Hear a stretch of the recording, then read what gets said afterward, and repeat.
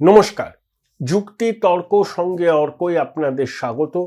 আপনাদের সঙ্গে আমি অর্কপ্রভ সরকার। আপনাদের সবাইকে কৃতজ্ঞতা জানাই, যেভাবে আপনারা আমার অনুষ্ঠানকে এগিয়ে নিয়ে যাওয়ার জন্য সহায়তা করছেন। আশা করি আগামী দিনে এই সহায়তা আরও পাবো। আপনাদের থেকে নির্বাচন এসে যাচ্ছে, সেই নির্বাচনের পুঙ্খানুপুঙ্খ খবর আপনাদের সামনে তুলে ধরতে গেলে আপনাদের সক্রিয় সমর্থন প্রয়োজন। তাই আপনারা যে ডিভাইসেই আমার অনুষ্ঠান দেখুন না কেন, সাবস্ক্রাইবার বাটনের পাশে থ্যাঙ্কস বাটনে ক্লিক করলেই আপনারা আমার এই উদ্যোগের সঙ্গে নিজেদের যুক্ত করতে পারবেন। অভূতপূর্ব সাড়া পাচ্ছি। আগামী দিনেও একই রকমভাবে আপনাদের সহযোগিতা এবং আশীর্বাদ পাবো, সে বিষয়ে আমি 16 আনার উপর 18 আনা নিশ্চিত। বিশ্বনাথ দাস, শেষ পর্যন্ত নির্বাচন কমিশন মাইক্রো অবজারভার নিয়োগের সিদ্ধান্ত নিয়েছে এই শুনানি পর্বে, এবং এরা সবাই কেন্দ্রীয় সরকারি কর্মচারী, উচ্চপদস্থ কর্মচারী। এই উদ্যোগটাকে কিভাবে দেখছেন? মানে দেরিতে হলেও বোধোদয় হয়েছে। এই কথাগুলোই তোমার চ্যানেলে আমি একাধিকবার বলেছি যে পশ্চিমবাংলায় এসআইআর করতে গেলে আগেই মাইক্রো অবজারভার, মানে জেলা অবজারভার, মাইক্রো অবজারভার নিয়োগ করার উচিত ছিল। দেরিতে হলেও করছে শুনানি পর্বে। কিন্তু মাইক্রো অবজারভার যেহেতু সেন্ট্রাল গভর্নমেন্টে কর্মী থাকবে, তাদের ভাষাগত সমস্যা হওয়ার সম্ভাবনা থাকতে পারে এক। দ্বিতীয় যেটা, সেটা হলো প্রপার ট্রেনিং থাকতে হবে। ধরো আমি তোমায় বলছি, শুধু বসে থাকলে তো অবজারভার হয় না। যেটা নির্বাচনের সময় তুমি জানো মাইক্রো অবজারভার দেওয়া হয়, কিন্তু বসে থাকে আর উল্টো দিকে যা হওয়ার হয়ে যায়। তা আমার মতে যে তুমি প্রপার ট্রেনিং দিতে পারছো কিনা, কোন কোন ডকুমেন্ট কিসের ভিত্তিতে সে দেখবে, তার রোল কি হবে, এই প্রপার ট্রেনিং ছাড়া যদি মাইক্রো অবজারভারের একটা নিয়োগ হয়ে গেল আর উনি সেই দিন গিয়ে হাজির হয়ে একটা বেঞ্চে বসে থাকলেন, তাহলে কোনো লাভ হবে না। ফলে ইম্পর্টেন্ট হলো যে অপারেশনাল লেভেলে সে মাইক্রো অবজারভারের জ্ঞান কতটুকু আছে, তার রোল তিনি সঠিক প্লে করতে পারছেন কিনা, বা করার মতন তার সামর্থ্য আছে কিনা। This are very important point. আমি মনে করি যে অবশ্যই একটা পজিটিভ উদ্যোগ, কিন্তু সেটা ইমপ্লিমেন্টেশন না হওয়া পর্যন্ত সার্টিফিকেট দেওয়ার মতন জায়গায় আমি নেই। প্রধানমন্ত্রীর বক্তব্য আপনি কতটা মনে করেন ইতিবাচক, বা মতুয়া সম্প্রদায়ের আশাভঙ্গ হয়েছে, কোনটা? উনি দেখো, মানে দুর্যোগের জন্য ঠিক আছে, তাও ফোনের মাধ্যমে যে বার্তা দিয়েছেন, প্রথমে বলবো যে এটা ছিল প্রধানমন্ত্রীর 3 নম্বর মানে নির্বাচনী নির্বাচনী 4 নম্বর, হ্যাঁ ঠিক, 4 নম্বর প্রাক নির্বাচনী প্রস্তুতি। এই 4টের মানে আগের 3টের তুলনায় এটাতে বেশি লোক হয়েছিল। কিন্তু আমি তোমায় বলছি, মানে আমাদের রিপোর্টটি, মানে গ্রাউন্ড রিপোর্ট যেটা এসছে, সেটা হলো যে এতটাই লোক হয়েছিল যে মাঠে ঢোকানোর মতন জায়গা ছিল না, রাস্তাতে কাতারে কাতারে লোক ছিল। প্রত্যেকে প্রত্যাশা ছিল প্রধানমন্ত্রী সশরীরে যেতে পারলে কানেকশনটা অনেক বেশি ডাইরেক্ট হতো, পলিটিক্যালি আরো বেশি চার্জ হতে পারতো বিরোধী দলের কর্মী সমর্থকরা বা স্থানীয় স্তরের নেতারা। দেখো, প্রধানমন্ত্রীর কৌশলটা তো এবার একটু আলাদা 2021 সালের থেকে। এবার তিনি প্রাক প্রস্তুতি মিটিং গুলো অনেক আগের থেকে শুরু করেছেন, যেখানে দুটো পার্ট। আগে ডেভেলপমেন্টের মিটিং করছেন, যেখানে একের পর এক প্রকল্প উদ্বোধন করছেন, আর তারপরে অন্য আরেকটা মাঠে এসে কর্মী সমর্থকদের উদ্দেশ্যে বার্তা দিচ্ছেন। অর্থাৎ বিজেপি বা সেন্ট্রাল গভর্নমেন্ট ডেভেলপমেন্টের ইস্যুতেও যে আছে, এই বার্তাটা বারবার দেওয়ার চেষ্টা করছেন। ওই দ্বিতীয় যে বিষয় আমার মনে হয়েছে যে মতুয়ারা 1 লক্ষর মতন মতুয়া আমাদের কাছে এখন হিসাবটা এসছে, যারা শুনানিতে ডকুমেন্ট না দেখাতে পারলে কিন্তু তাদের নাম বাদ যাবে ভোটার তালিকা থেকে। এই 1 লক্ষ শরণার্থী, মতুয়া শরণার্থী, তাদের নাগরিকত্ব নিয়ে প্রধানমন্ত্রী যদি সরাসরি কথা বলতেন পরিষ্কার সেই সময়, পরে উনি ড্যামেজ কন্ট্রোল করেছেন, একটা পোস্ট করেছেন, হ্যাঁ, এবং সেখানে তিনি আশ্বস্ত করেছেন। আমার ব্যক্তিগত অ্যাসেসমেন্ট যেটা, সেটা দেখো যে মতুয়াদের প্রশ্নে কিন্তু বিজেপি এখনো এগিয়ে। মানে যতই তৃণমূল এটাকে ক্র্যাক করবার চেষ্টা করুক, এবং বাংলাদেশের ইস্যু আসার পরে বিশেষ করে ওপার থেকে মতুয়ারা যে নির্যাতিত ভাবে হয়ে এসছে, শরণার্থী হয়ে এসছে, হুম, বাংলা, ফলে তাদের কাছে অল্টারনেটিভ বিজেপি ছাড়া এই মুহূর্তে আমার তো মনে হয় না যে মানে তৃণমূল হয়তো চেষ্টা করছে একটা ক্র্যাক ধরানোর জন্য নাগরিকত্বের ইস্যুটাকে সামনে রেখে। এটাও ফ্যাক্ট যে নাগরিকত্ব আইন অনুসারে যত দ্রুততার সাথে নাগরিকত্ব পাওয়ার কথা, প্রসিডিউরাল ডিলেটা এত হচ্ছে যে 8 মাস 9 মাস লেগে যাচ্ছে। ফলে প্রপার ডকুমেন্টেশন না দিতে করতে পারলে তাহলে কিন্তু 1 লক্ষ মতুয়া নাম কিন্তু ভোটার তালিকায় উঠবে না। হুম, এটাকে নিয়ে কিন্তু তৃণমূল কংগ্রেস একটা কাউন্টার পলিটিক্স করবার চেষ্টা করছে, এবং কতটুকু সফল হবে এখনই আমি বলতে পারবো না, হুম। কিন্তু চেষ্টা একটা তৃণমূল কংগ্রেস করছে যে মতুয়াদের যাদের নাম বাদ যাবে তাদেরকে সঙ্গে নিয়ে। কিন্তু প্রধানমন্ত্রীর কাছে মতুয়ারা এক্সপেক্ট করেছিলেন যে প্রসিডিউরাল ম্যাটারটা, অর্থাৎ নাগরিকত্ব আবেদন করার পরে হুম, পাওয়ার মধ্যে যে দূরত্ব সময় লাগছে, হুম, সেই প্রসিডিওরটা যাতে দ্রুততার সাথে সম্পূর্ণ করা যায়, ফার্স্ট ট্র্যাক প্রসেসের মধ্য দিয়ে যাতে এটা পাওয়া যায়, সেই উদ্যোগটা প্রধানমন্ত্রী ঘোষণা করুন এমন একটা প্রত্যাশা তাদের ছিল কালকে।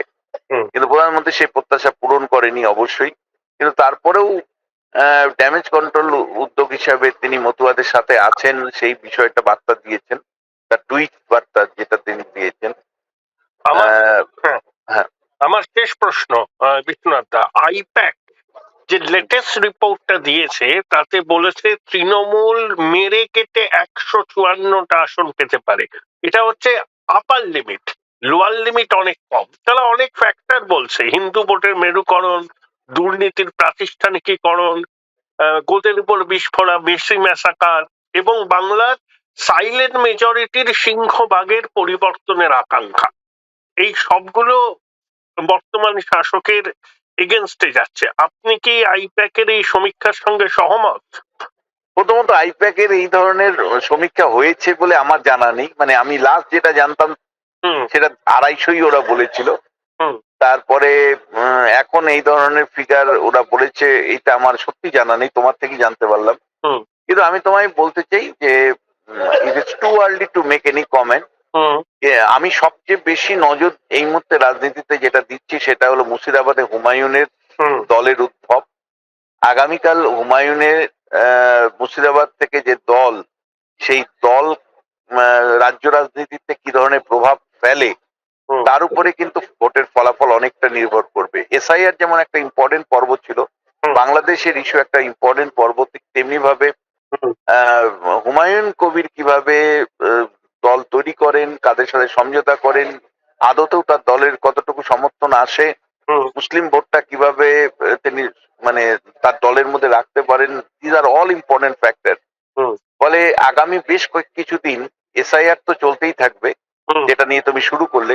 তুমি চোখ, মানে আমাদের চোখ রাখতে হবে সবাইকেই বাংলাদেশের ডেভেলপমেন্ট নিয়ে, হুম, কারণ বাংলাদেশে যেভাবে হিন্দুদের উপর নির্যাতন হচ্ছে তার একটা কিন্তু আহ, বলা যায় রিভার্স ট্রেন্ড এখানে হতে পারে, অর্থাৎ হুম, হিন্দু ভোটের কনসলিডেশন হতে পারে বিজেপির পক্ষে, যার সম্ভাবনা প্রবল। হুম, ফলে বাংলাদেশে যত হিন্দু অত্যাচার বা নিপীড়নের খবর আসবে, ভিডিও আসবে, বিভিন্ন ঘটনা ঘটতে থাকবে, তত কিন্তু এ রাজ্যে হিন্দু ভোটের পোলারাইজেশনের সম্ভাবনা বাড়বে বলে আমি মনে করি। হুম, আর আরেকটা দিকে হলো যে মুসলিমরা নিজেদের দল যদি তৈরি করে, যেটা হুমায়ুনের নেতৃত্বে বাবরি মসজিদের আহ, গঠনের আবহে, সেই মুসলিম দলটা কতটুকু প্রভাব বিস্তার করতে পারে রাজ্য রাজনীতিতে, তারা কতটুকু ফ্যাক্টর হয়ে উঠতে পারে, তার উপরে কিন্তু ভোটের ফলাফল নির্ভর করবে। ফলে it is too early to make any comment and any conclusion. তবে মানে অ্যান্টি তৃণমূল ভোটার যে বেড়েছে 2021-এর থেকে, হুম। তা নিয়ে আমার কোনো সংশয় নেই। তবে আপনি যে 250টার বললেন, ওটা কিন্তু দিদিমণির ঘনিষ্ঠ লোকজনদের ন্যারেটিভ তৈরির একটা চেষ্টা। আইপ্যাক কিন্তু এই ফিগার কখনো বলেনি। দেখো, আইপ্যাকের আরেকটা স্ট্র্যাটেজিক্যাল অবস্থানও আছে। তুমি হুম, জানো যে অভিষেক বন্দ্যোপাধ্যায় কিন্তু অনেক সময় চার্জ করতে চায় জলকে, হুম, মানে দল সংকটে সবাই নেমে পড়ো, হুম, এই ভাবনা থেকে ওই ফিগার বলে দিতে পারে। হুম, ফলে আইপ্যাক কৌশলগত জায়গা থেকে পরিসংখ্যান গুলো বলে। আমি একজন মানে নির্বাচন চর্চাকারী হিসাবে, হুম, 25 বছরের নির্বাচন চর্চাকারী হিসাবে, হুম, মানে একটা কৌশলগত টিমের ফিগার হুম, আমার কাছে মানে ততটা রিলায়েবল নয়।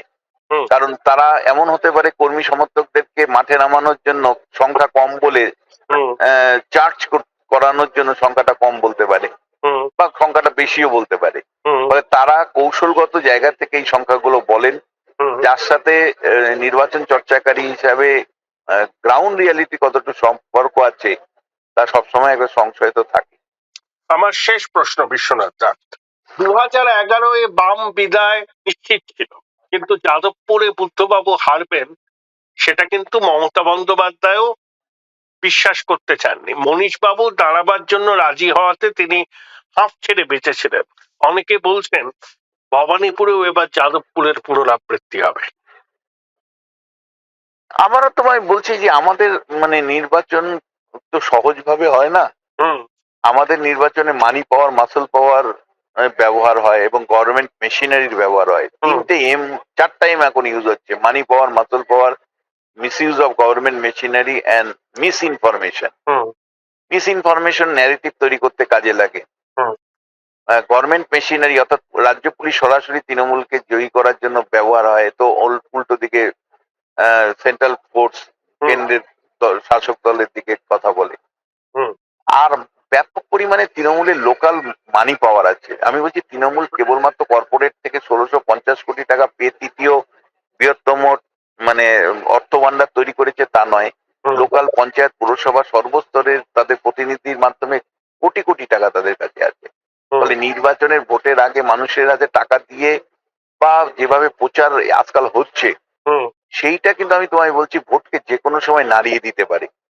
আর একই সাথে তোমাকে আমি বলবো যে যেভাবে দুর্বৃত্ত রাজনীতিকে নিয়ন্ত্রণ করছে, শেষ পর্যন্ত ভোটের দিন তুমি সারা মানে ভোটের প্রত্যেকটা পর্বে দেখলে সব ঠিকঠাক আছে, কিন্তু ভোটের দিন সেই দুর্বৃত্তরা যদি নেমে যায় তখন কি ধরনের নির্বাচন হয় তুমি টটলেকবাসী তুমি জানো।